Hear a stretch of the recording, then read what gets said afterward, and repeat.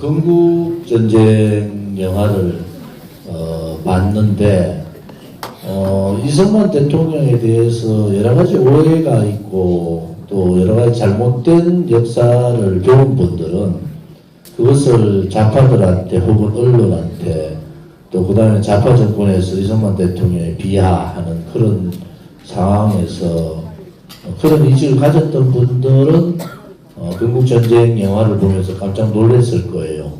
그런데 우리 공화당은 한 6, 7년 동안 이 이승만 대통령에 대해서 너무 많은 교육을 했어요. 이승만 대통령. 한간 철교 그렇게 끄는 게 아니라는 걸 우리 다 알고 있어요.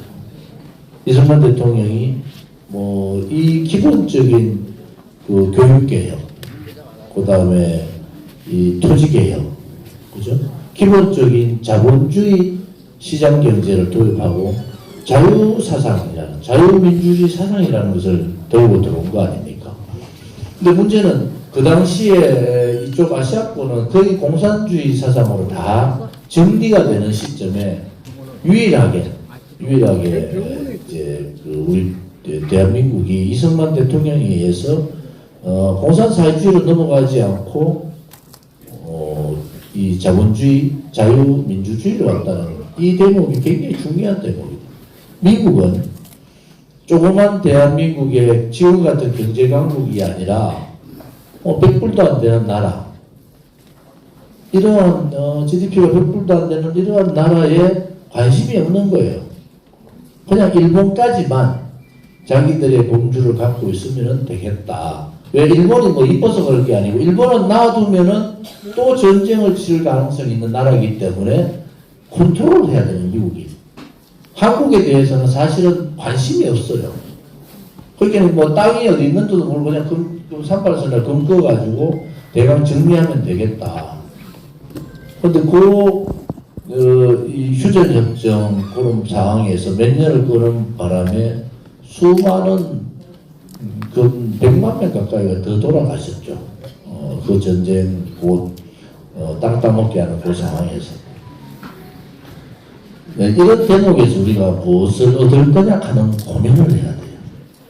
이승만 대통령은 선각자입니다. 첫째는 봉건사회, 왕조국가의 봉건사회에 그 왕조국가의 가장 혜택을 많이 받을 수 있는 그런 귀족인데도 불구하고 거기에 저항하면서 사형을 당하잖아요. 근데 그 사형을 막기 위해서 어쩔 수 없이 이제 출국을 하는 그런 상황들이 오죠. 이 봉건 질서와의 전쟁을 한 분이죠. 저항을 한 분이죠. 두 번째는 이게 미국 가서 공부를 하면서 느낀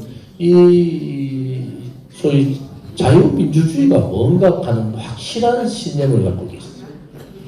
또 이게 독립 부분은 제국주의에 대한 저항을 했지만은 이 제국주의 저항을 통해서 그분이 그 과정에서 미국에서 독립운동을 하면서 느낀 것은 이 소위 말하는 민본사상이다. 민본사상.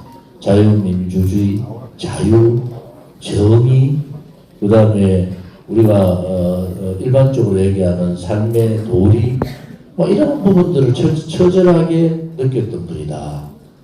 그러면서 그분의 선각자적인 역할들이 더 많이 간 겁니다. 우리는 자유민주주의라는 그런 자유의 사상을 가져왔던 그분과 또 미국이 없으면은 소위 대한민국이라는 나라는 그냥 3일도 안 될 정도로 나라가 그냥 하루아침에 공산사회주의로 넘어갈 수 있다. 그 위기를 간파했다는 지도자의 능력이라는 게 대단한 겁니다. 그래서 미군을 끌고 들어오는 거예요. 대한민국에. 미군을. 왜? 미군이 없으면은 1대1로부터도 북한은 이길 수 없는 그 당시의 상황이잖아요. 근데 중공군이 직접 내려와 봤잖아요. 소련은 스탈린을 통해서 직접 전쟁을 기획했단 말이에요. 꽃도화스를 내세운 거잖아요. 그래서 우리가 그동안에 존경했던 김구 선생의 얘기나 여러 가지 얘기들이 통일지상주의자다. 여러분 이 대목이 굉장히 중요합니다. 대한민국은 75년 동안 민족주의라고는 빌미를 가지고 통일을 해야 된다. 우리 민족끼리 통일해야 된다. 라는 것이 75년의 남과 북의 차이였어요. 대한민국은 자유통일, 자유민주주의에 의한 통일을 해야 된다는 것이 헌법적 가치에 들어와 있는데, 저희들은 적화통일이라는 얘기 안 하죠. 소위 고려연방제를 통해서 연방국가를 만들어서 일국 이체제를 하다가 일국 이체제를 가져가다가 다시 선거를 통해 가지고 그들이 말하는 사회주의 연방 통일을 하겠다는 거예요. 그 75년의 갈등에 대한민국의 좌파 세력들, 공산 좌파 세력들은 또 이쪽 대한민국에 나와 있는 소위 주사파를 비롯해서 86운동권 또 그 이후에 지금 뭐 40대 이런 운동권들이 민주당 운동권 내부에 운동권 세력들의 싸움이 있는데, 신구파, 과거 신구파부터 여러분의 핵심은 뭐냐? 우리 민족끼리 통일하자. 통일지상주의. 김구 선생도 거기에 들어갔어요. 이쪽, 이승만 대통령을 비롯한 이쪽은 뭐냐 그러면, 아니다. 자유민주주의의 통일에 의한 그러한 자유통일을 주장한 거잖아요. 거기서부터 듣기에는 우리 민족끼리가 한반도 길을 들고 얼마나 멋있습니까? 우리 민족끼리. 핵심의, 가치의 핵심이 딱 갈라진 그 관계로. 근데 결국은 올해 들어와서 어떤 현상이 벌어졌어요? 그것은 전부 거짓말이었다. 김정은에 의해서 저와 아버지 김일성, 김정일이 얘기했던 우리 민족끼리 통일을 하자는 논리는 다 깨버렸어요. 김정은이. 이제 통일 없다.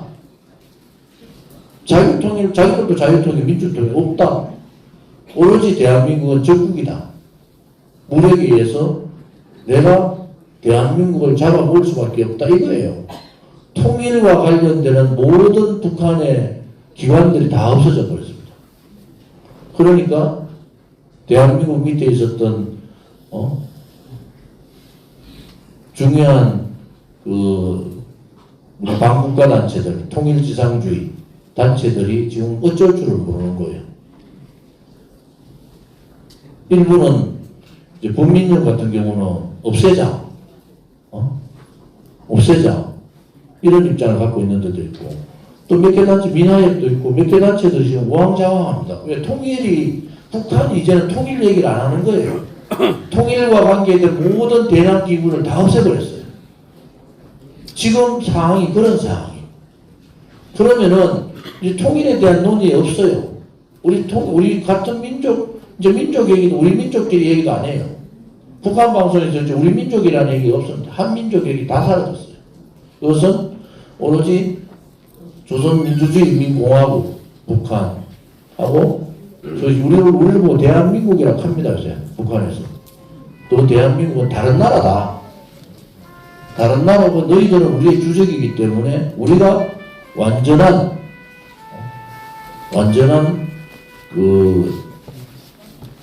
우리의 목적은 대한민국을 점령하는 거다. 이런 상태로 해서 남쪽에서 통일 한반도 기들고 맨날 김정은, 김정일, 김일성 찬양하던 그런 민족 주사 지상주의, 민족 통일주의자들이 지금 조용해졌어요. 이게 우리나라 한반도로 봐서는 대단한 이념적인 변화가 온 거예요. 이념적인 변화. 거기에 우리가 특히 신냉전 시대라는 중국, 소련, 북한, 그 다음에 뭐 한국, 미국, 일본, 뭐 대만을 포함해서 완전한 신냉전 시대에 딱 두 개의 강력 세력들이 딱 부딪히는 데가 한반도라는 거예요. 신냉전은 뭡니까? 이제는 평화가 아니라 세계 어느 곳에도 전쟁이 가능하다는 거예요. 여러분들 상상해보세요. 러시아가 우크라이나를 침공한다고 상상해냈어요? 그리고 지금 전쟁이 2년 가까이 이렇게 계속 전쟁을 한다고 상상했습니까? 거기 갈라서 가지고 북한 무기 미사일을 러시아에 주고 지금 그렇게 하고 있다는 거죠. 이쪽이 하마스가 이스라엘을 침공한다? 아무도 상상을 못하는 겁니다. 그게 현실로 일어났어요. 북한? 오히려 미국의 전문가들은 북한이 한국을 침공하는 것이 오히려 당연하다고 보는 거예요. 중국? 중국이 왜 이제는 뭐 냉전시대에 이참에 대만을 먹어버리자. 대만은 대한민국하고 전혀 또 다른 나라예요. 여러분들 대만은요, 통일지상주의하고 대만 독립주의가 이번에 선거했잖아요. 이게 민진당이 이겼는데 대만 독립주의자들이 이겼어요. 중국하고 같이 못 간다. 그런데 그 차이가 얼마냐? 거의 차이 없이 대만은 반으로 딱 갈라져 있어요. 대만 안에. 대만에 가서 한번 택시 타고 물어보면 어떤 얘기 하는지 아세요? 3일 못 버틴다. 자기들이 3일을 버틸 이유가 없대. 대만은 중국을 통해 가지고 그 통일돼도 중국이 뭐 잡아먹겠다도 일국양체제 하자는 거예요. 일국양체제. 홍콩같이. 그 전에. 물론 장기적으로 50년, 100년 가면 모르지만은 대만은 더 잘 살 수 있다. 저 엄청난 시장을 자기들이 더 할 수 있다는 게 반입니다. 반. 거기 전쟁이 되겠어요? 미국이 있어서 자유민주주의 우방국가로서 이렇게 하지만 대만 국민의 반은 중국하고 통일하자는 쪽이 반이에요. 우리나라하고 전혀 다른 현상이다. 그래서 대한민국에 어떠한 국지전이 벌어질지도 모른다. 왜? 핵을 가진 나라가 인도, 파키스탄에 다 핵 가지고 있어. 전쟁? 싸우잖아요. 인도, 파키스탄 전쟁하잖아요, 전쟁. 그런데 전면전은 못해요. 왜 전면전? 양쪽이 다 핵을 가지고 있기 때문에 전면전을 못해. 그런데 북한은 핵을 가지고 우리는 핵이 없어. 일방적으로 당하는 겁니다. 일방적으로.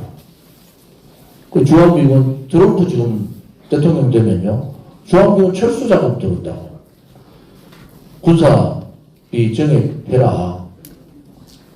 트럼프 말 때 군사비 정액 그 담당자는 제 친구예요.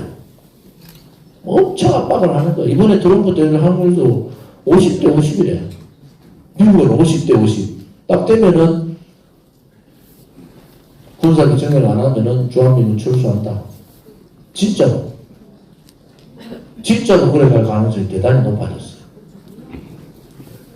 이런 이 한반도를 둘러싼 신냉전 시대에 우리가 중차대한 시대인데, 뭐 물론 시기마다 중차대 안 한 위험이 없는 시대는 없지만은 핵은 이미 북한은 핵을 완성했다는 거 아닙니까? 최소 50개의 핵탄두를 갖고 있다는 거. 그런데 그 핵탄두만 가진 게 아니고 이제 핵을 나르는 기술이 갑자기 바다에서 잠수함으로 쏘고 철도 가다가 쏘고 트럭 위에 가다가 쏘고 이 쏘는 방법이 다양하게 어떤 수단으로 어떤 시간에 밤중에도 쏘고 아침에도 쏘고 낮에도 쏘고 막 쏠 수 있는 연습을 하는 거예요. 지금요. 지금 미사일 공격이 그런 연습. 탄두만 붙이면 핵 공격이잖아요. 미국이 북한을 컨트롤한다? 절대 못합니다. 절대 못합니다. 제가 지난번에 한번 말씀드린 게 있죠. 이제 북한이 미군 철수하는 순간에요.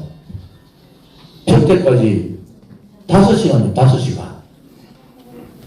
평택까지 5시간 하면 점령해요. 그럼 서울 수도권 다 점령되잖아요. 그 사람들이 주한미군 철수되는 주한미군이 오키나와에 있는 미군이 우리나라에 들어오는 시간이 얼마나 있겠어요. 그런데 북한은 그때 벌써 워싱턴, 하와이부터 해가지고 핵을 다 갖다 댑니다. 일본의 5개 도시, 대한민국 가장 보수적인 뭐 대구, 부산 뭐 이런 쪽에 핵 다 갖다 댑니다. 못 들어옵니다.